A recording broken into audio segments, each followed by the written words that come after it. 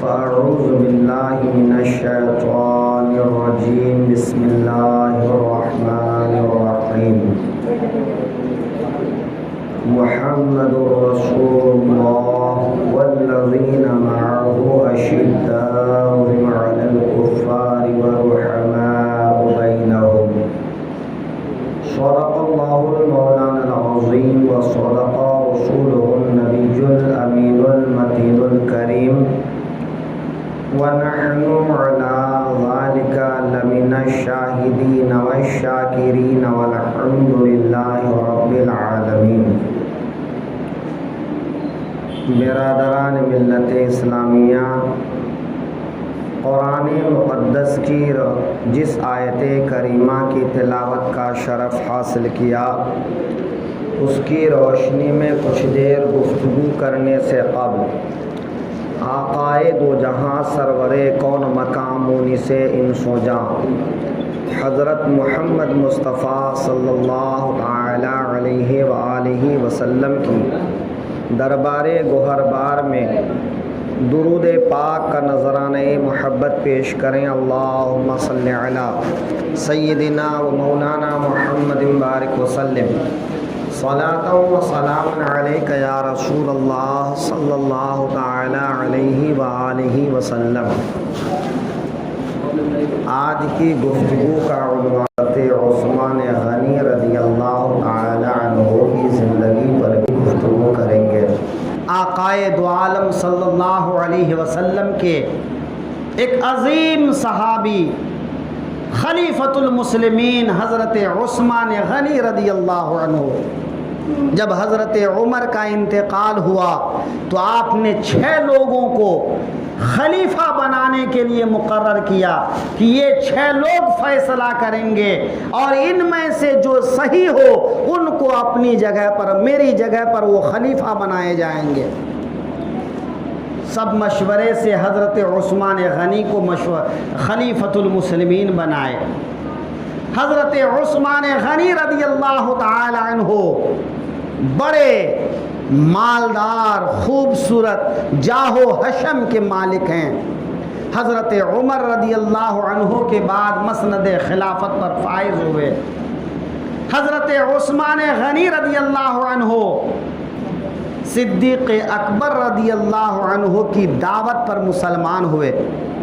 جب وہ مسلمان ہوئے تو ان کے چچا نے ان کو چٹائی میں لپیٹ کر باندھ دیا اور طرح طرح کی اذیتیں دینے لگے، مرچ جلا کر اس کے دھوئیں سنگھانے لگے۔ لیکن حضرت عثمان غنی رضی اللہ عنہ نے کہا کہ اے میرے چچا، چاہے تم جو بھی کر لو، میں دین سے پھرنے والا نہیں، اسلام کا دامن چھوڑنے والا نہیں۔ جب ان کے چچا کو یقین ہو گیا کہ اسلام سے نہیں پھریں گے تو ان کو ان کی حالت پہ چھوڑ دیا۔ حضرت عثمان غنی رضی اللہ عنہ پورے انسان میں ایک ایسے انسان ہیں جن کو ایک نبی کی 2 بیٹیاں نکاح میں رکھنے کا شرف حاصل ہوا۔ آقائے دو عالم صلی اللہ علیہ وسلم نے پہلے ایک بیٹی کا نکاح اعلان نبوت سے پہلے ہی کر دیا تھا۔ حضرت عثمان غنی آقائے دو عالم کے داماد ہیں۔ جب بدر کا موقع آیا، صحابہ کرام بدر کے لیے نکلنے لگے تو حضرت عثمان غنی کی بیوی رسول اللہ کی بیٹی بہت بیمار تھی۔ حضرت عثمان غنی سے میرے آقا نے فرمایا، عثمان تم مدینے میں رہ کر میری بیٹی کی تیمارداری کرو۔ حضرت عثمان غنی نے تیمارداری کی، لیکن جس دن بدر فتح ہونے کی خبر مدینے پہنچی تو اس وقت حضرت عثمان غنی کی بیوی اور رسول اللہ کی بیٹی کو دفن کیا جا رہا تھا۔ اس طرح حضرت عثمان غنی رضی اللہ عنہ کی پہلی زوجہ رسول اللہ کی بیٹی وفات پائیں اور مدفون ہوئیں، لیکن آقائے دو عالم نے بدری صحابہ کے بیچ میں جس طرح سے مال غنیمت تقسیم کیا، اتنا ہی مال غنیمت کے طور پر عثمان غنی کے حصے میں بھی دیا اور ان کو بدری صحابہ میں شامل بھی رکھا۔ پھر آقائے دو عالم صلی اللہ علیہ وسلم نے اپنی دوسری بیٹی حضرت عثمان غنی کے ہاتھ میں دی، اور میرے آقا ارشاد فرمائے کہ اے لوگوں یاد رکھو کہ اگر میرے پاس اور بھی بیٹیاں ہوتی اور ایک کے بعد ایک وفات پا جاتی تو میں ایک کے بعد دیگرے 40 بیٹیاں عثمان غنی کے نکاح میں دے دیتا۔ یہ حضرت عثمان غنی رضی اللہ عنہ کی فضیلت ہے کہ انبیاء تو عام انبیاء، امام الانبیاء کی 2 بیٹی آپ کے نکاح میں آئیں۔ اس سے پہلے کبھی ایسا نہیں ہوا کہ کسی نبی کی 2 بیٹیاں ایک آدمی کے نکاح میں ہوں۔ حضرت عثمان غنی رضی اللہ تعالی عنہ نے آقا کریم کی بارگاہ میں بے پناہ خدمتیں کی، تن من دھن سے خدمت میں لگے رہے۔ جب آقائے دو عالم مدینہ تشریف لائے تو مدینے میں پانی کی بڑی قلت تھی، میٹھا پانی پینے کا پانی نہیں تھا۔ ایک یہودی کا کنواں تھا جس کنویں کا پانی پینے کے لائق تھا، اب وہ یہودی بہت مہنگے داموں میں پانی بیچنے لگا۔ حضرت عثمان غنی رضی اللہ عنہ اس کے پاس گئے اور کہا کیا تم اپنا کنواں بیچو گے؟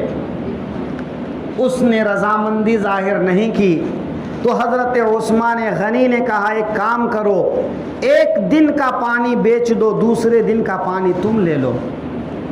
ایک دن مسلمان پانی نکال لیا کریں گے، دوسرے دن تم پانی نکال لیا کرنا۔ اس طرح سے پہلی بار میٹھے پانی کا وہ کنواں حضرت عثمان غنی خرید کر مسلمانوں کے لیے وقف کیے۔ اب ایک دن میں مسلمان 2 دن کا پانی بھر لیتے۔ اب اس یہودی کا پانی بکنا بند ہو گیا تو یہودی نے عثمان غنی سے کہا یہ دوسرا حصہ بھی آپ خرید لیجئے۔ پھر حضرت عثمان غنی نے دوسرا حصہ بھی خریدا اور وہ کنواں مسلمانوں کے لیے وقف کر دیا۔ آقائے دو عالم صلی اللہ علیہ وسلم آج جو جنت البقیع مدینے کا قبرستان ہے اس طرف نکلے، آقائے دو عالم صلی اللہ علیہ وسلم فرمانے لگے عثمان یہ جگہ بڑی اچھی لگتی ہے، یہاں کی آب و ہوا بڑی اچھی لگتی ہے، لیکن وہ زمین ایک یہودی کی تھی۔ آقائے دو عالم نے تو صرف اتنا فرمایا یہ زمین اچھی لگتی ہے، یہاں کی آب و ہوا اچھی لگتی ہے۔ حضرت عثمان غنی اس یہودی کے پاس گئے اور عام زمین کے مقابلے میں کئی گنا زیادہ قیمت دے کر اس زمین کو خریدے اور آقا کریم کی بارگاہ میں آ کر عرض کیا یا رسول اللہ وہ زمین میں نے آپ کی خواہش کے مطابق خرید لی ہے، یا رسول اللہ وہ زمین مسلمانوں کے لیے وقف ہے۔ میرے آقا فرماتے ہیں میں نے تو تم سے خریدنے کی بات نہیں کی تھی۔ حضرت عثمان عرض کرتے ہیں یا رسول اللہ کوئی چیز آپ کو پسند ہو اور اسے چھوڑ دیا جائے مجھے یہ اچھا نہیں لگا، اس لیے میں نے وہ زمین خرید لی۔ میرے آقا وہ زمین مسلمانوں کے لیے وقف ہے۔ حضرت عثمان غنی رضی اللہ عنہ بار بار آقا کریم کی خدمت میں ایسی خدمتیں پیش کر دیا کرتے۔ بہت دفعہ ایسا ہوا کہ حضرت عثمان غنی کے مال دینے سے آقائے دو عالم بہت خوش ہوئے۔ جب ایک موقع پر پورے عرب میں خشک سالی تھی، قحط کا زمانہ تھا، اور اسی زمانے میں رومیوں کی طرف سے لشکر کشی کا اندازہ ہوا۔ اب مسلمان سپاہیوں کو رومیوں کے مقابلے میں بھیجنے کی ضرورت تھی، لیکن مسلمان لشکر تیار کرنے کے لیے جن اسباب کی ضرورت تھی ان اسباب کی کمی تھی۔ مختلف روایتوں میں مختلف تعداد ہے، کسی میں یہ ہے کہ 100 اونٹ ساز و سامان کے ساتھ، کسی میں ہے کہ 300 اونٹ ساز و سامان کے ساتھ حضرت عثمان غنی رضی اللہ عنہ نے اس لشکر کے لیے اللہ کی راہ میں وقف کر دی۔ راوی بیان کرتے ہیں کہ یہاں تک کہ اس دن حضرت عثمان غنی رضی اللہ عنہ نے 900 اونٹ ساز و سامان کے ساتھ اناج لدے ہوں، اس کے ساتھ میں اس دن اس لشکر کے لیے حضرت عثمان غنی رضی اللہ عنہ نے آقا کریم کی خدمت میں پیش کر دی۔ پھر جب اور گھر گئے، اپنی آستین میں سونے بھرے اور آقا کریم کے دامن میں لا کر ڈال دی۔ آقائے دو عالم اپنا دامن اٹھا کر ان اشرفیوں کو اپنے ہاتھ سے یوں اوپر نیچے کرتے جاتے، اور میرے آقا ارشاد فرماتے جاتے، آج کے بعد عثمان جو کرے وہ معاف ہے، اللہ اس سے مواخذہ نہیں فرمائے گا۔ حالانکہ حضرت عثمان رسول اللہ کے داماد ہیں، عشرہ مبشرہ میں سے ہیں، سابقین اولین صحابہ میں سے ہیں، اور بے شمار فضائل ہیں حضرت عثمان غنی کے، لیکن میرے آقا ارشاد فرماتے ہیں اگر کبھی بھول چوک سے کوئی کام عثمان غنی سے ہو جائے، کوئی کوتاہی ہو جائے، تو آج کے بعد اللہ عثمان غنی سے کوئی مواخذہ نہیں فرمائے گا۔ ذرا غور کیجئے حضرت عثمان غنی سے میرے آقا کتنا خوش ہوئے۔ اور ایسے ہی حضرت عثمان غنی رضی اللہ عنہ پوری زندگی اسلام اور مسلمانوں کی خدمت کرتے رہے۔ حضرت عمر فاروق کے بعد جب خلیفۃ المسلمین بنائے گئے تو حضرت عثمان غنی رضی اللہ عنہ نے تقریباً 12 سال تک اسلام اور مسلمانوں کی خدمت کی۔ 12 سال میں انہوں نے اسلامی سلطنت کو اور آگے بڑھایا، فتوحات کا سلسلہ اور آگے بڑھایا، یہاں تک کہ آخری دنوں میں کچھ حالات پیچیدہ ہوئے اور بلوائیوں نے حضرت عثمان غنی رضی اللہ عنہ کو انہی کے گھر میں 40 دن محاصرے میں رکھنے کے بعد کئی دنوں کے بھوکے پیاسے مسلسل روزہ رکھنے کے بعد حضرت عثمان غنی رضی اللہ عنہ اس حال میں کہ قرآن پاک کی تلاوت کر رہے تھے اور وہ اللہ کی عبادت میں مصروف تھے، دشمنان اسلام نے حضرت عثمان غنی کو اسی حال میں شہید کر دیا، اور ان کے خون کا قطرہ حضرت عثمان غنی جو قرآن پاک کی تلاوت کرتے تھے اس آیت پر خون کا قطرہ گرا، جس کا مفہوم یہ ہے کہ اللہ ہی ان کے لیے کافی ہے۔ حضرت عثمان غنی رضی اللہ عنہ شہید ہوئے اور جنت البقیع میں آج بھی آرام فرما ہیں، لیکن حضرت عنہ کی شہادت کے موقع پر جن لوگوں نے بھی جس طرح سے حضرت عثمان غنی اور آپ کے گھر والوں کی بے حرمتی کی روایت میں ہے، تاریخ گواہ ہے کہ وہ سب انتہائی ذلت و خواری کی موت مرے۔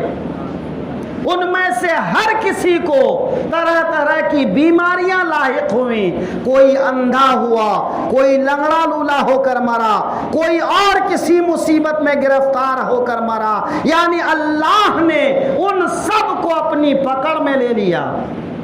حضرت عثمان غنی رضی اللہ عنہ کے بے شمار فضائل و مناقب ہیں، انشاءاللہ کبھی موقع ملے گا گفتگو ہوگی۔ اب آئیے کھڑے ہو کر صلاۃ و سلام پڑھ